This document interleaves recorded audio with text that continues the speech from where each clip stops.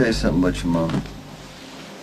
Did you know that when you and Morgan were missing, she never gave up hope?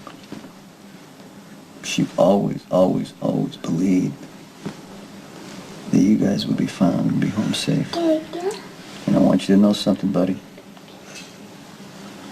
Don't forget how great your mama is. Okay? And was I right or was I right? Look around, there's not a bad thing in sight. No? What's so funny? Just the timing of... You ready to go now? I want to stay here tonight.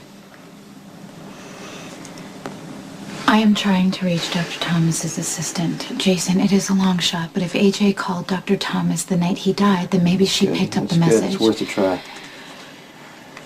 Are you okay? Yeah, I just want to run through, everything, how it happened, make sure we're not missing anything, okay?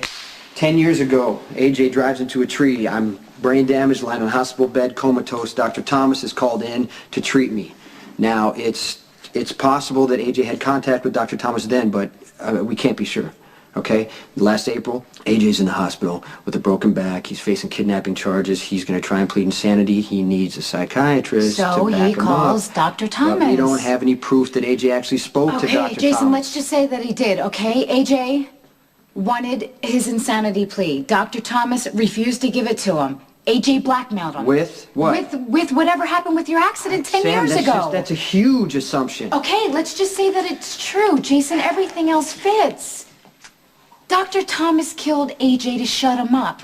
Michael witnessed it. Okay, the only problem is Michael remembers being in AJ's room. He remembers seeing Carly. Why is Dr. Thomas the only piece that's missing? Because Michael probably feels guilty for seeing and witnessing his biological father being murdered. It's not his fault. None of this is Michael's fault. I mean, this kid has spent his whole life paying for other people's mistakes, including mine. Where did that come from, Jason? You have done nothing but love and I told the first lie of Michael's life. I said Michael was my son. He loved me. He didn't know not to. We had spent 1 year together and I was gone. He didn't understand why. He just thought I disappeared. I'm tired of failing Michael, okay? I promised him that this would be over. It has to be over, Sam. No more lies. No more confusion. I gotta find out what happened the night AJ died so I can tell Michael and he can let it go instead of carrying it for the rest of his life until it finally destroys him like the accident destroyed AJ.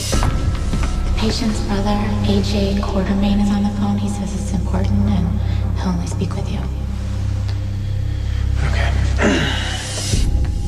Hey, what just happened? I remembered something. And there's a connection with AJ and Dr. Thomas. Dr. Adair said AJ was evil and she wasn't going to let him hurt anyone else. Then she took the pillow and smothered AJ until he was dead. Do you understand, Michael? When I count to 3, you're going to wake up and remember Dr. Adair killed AJ, not me.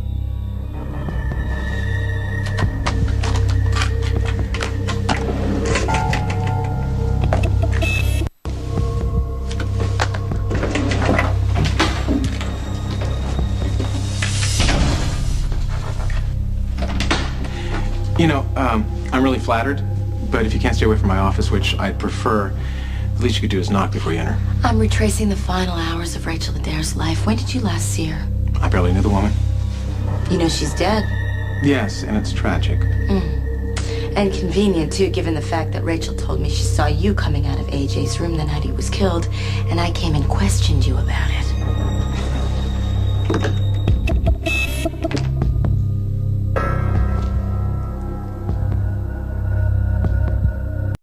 You want to stay here tonight? Michael's remembered he didn't kill AJ. It's finally over, which makes it sort of Michael's first real night home, and I just wanted us to be together as a family. I was lying in ICU, and I heard a nurse say that AJ wanted to see Dr. Thomas. Now, if there is a connection with Dr. Thomas and AJ, how far do you think he'll go to protect that secret? When I count to 3, you're gonna wake up and remember Dr. Adair killed AJ, not me.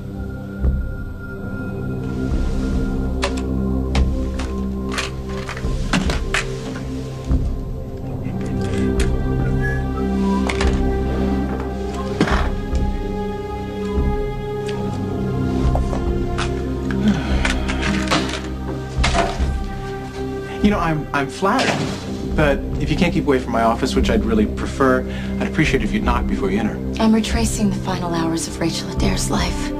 When did you last see her? Barely knew the woman. You knew she was dead. Yes, and it's tragic. And convenient, considering the fact that Rachel told me she saw you coming out of AJ's room the night he died, and I confronted you about it. So Rachel gets away with murder. And kills herself and decides to leave a confession. Less than 24 hours later, Michael, who's been traumatized for months, suddenly realizes that Rachel killed AJ. And you know, it all fits. It's almost as if somebody planned the whole thing that way. Come in.